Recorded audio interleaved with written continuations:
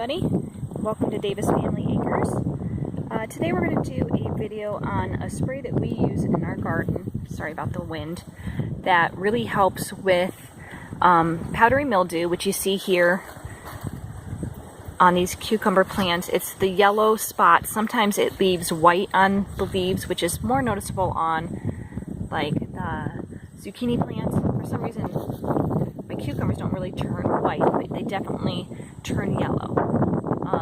So we are having a problem with powdery mildew. We are also having a problem with cucumber beetles sucking the life out of a lot of our plants. You can see what they do to the blossoms. They just kind of wilt them. The leaves will wilt like that.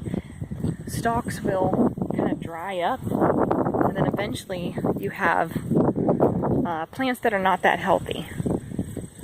Sorry again about the wind. So we have a spray here in our garden that we use. And it also helps with Blight, which I don't have very many examples of because yesterday I was in here and I was pruning back anything that I saw that had little brown or black spots on it, yellow leaves. That's what Blight looks like in your tomatoes, because unfortunately our squash beetles spread, which they can do, some of the fungus issues that were in our cucumbers over here over to our tomatoes. So our tomatoes were starting to have problems. I was finding eggs on their leaves, which is pretty unusual, at least for us in our garden. So let me take you over here to the zucchini.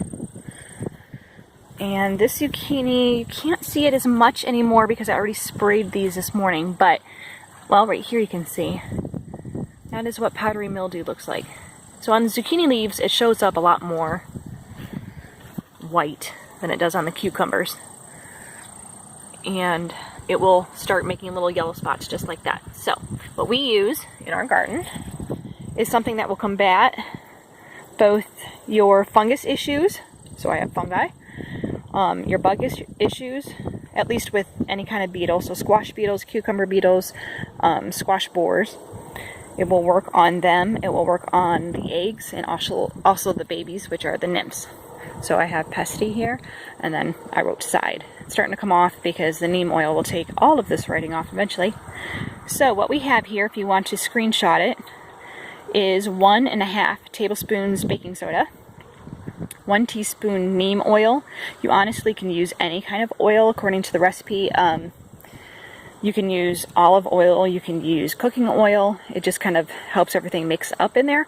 But what we use is neem oil, so that it's kind of like a 2-for-1. You've got your bugs getting taken care of, and you also have your fungus issues getting taken care of. And then you mix that with 1 teaspoon Dawn dish soap, or any dish soap. You can use organic. We use Dawn because it's safe enough for, you know, animals in the ocean when there's an oil spill, so we figure it's safe enough for us. It just helps everything kind of disperse and mix up so that the oil isn't sitting at the top of your bottle. And then you fill it with 1 quart of water. Now I usually mix all of this up in a glass mason jar. I'm sorry about the wind. I usually mix it up in a glass mason jar, shake it up real good, and pour it into this bottle. But you can also just pour it right directly into your bottle. So, and then we come out to our garden, and I usually, because I'm very forgetful, I will kind of work around my plant like it's a clock. So like this would be 12 o'clock, and I would do it kind of like the hands of the clock. So I would do 12, 1, 2, and go all the way around like this and spray the tops of everything. That's usually where the mildew kind of sets in. And then if you're worried about any squash bugs, they like to lay eggs on the underside.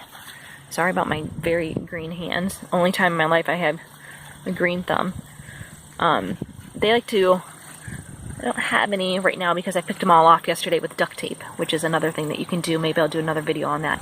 But they will lay their eggs on the underside, and you will see lots of little dots in rows close together. And then their babies, this is actually a squished one, you can kind of see, they're called nymphs. They will come out of that, and they look kind of like baby spiders. I don't know if I have any more in here because I did a pretty gosh darn good job getting them all yesterday. I don't see any right now. And then they grow up to be the squash borer, which looks just like a stink bug. So if you know what a stink bug looks like, you pretty much have an idea of what a squash borer looks like. So we go and we spray down our whole entire plant. Same thing with our tomatoes, paying special attention to the bottoms. And that will help with blight. So like there's a little bit starting here.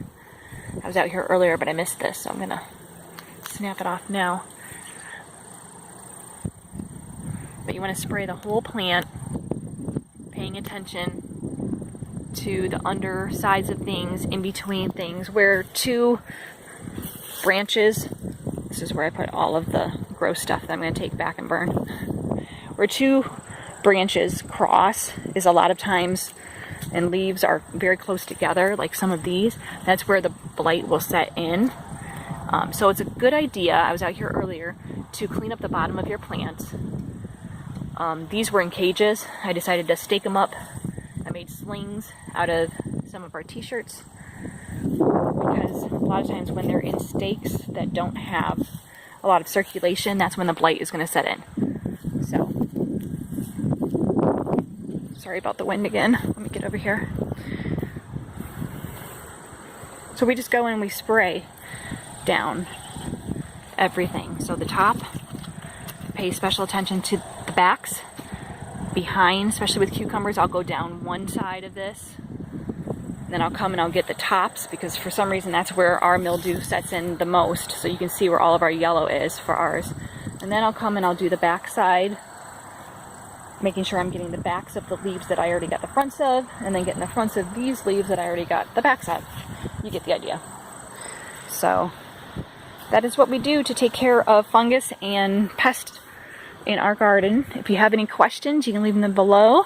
We are just starting out doing this, so we are by no means professionals, but we're just going to kind of share our gardening journey with you. And if you guys have any ideas for us of things that could help that we haven't thought of, share those as well. We can learn from each other. So until next time, this is Michelle from Davis Family Acres. You guys have a good one. Bye-bye.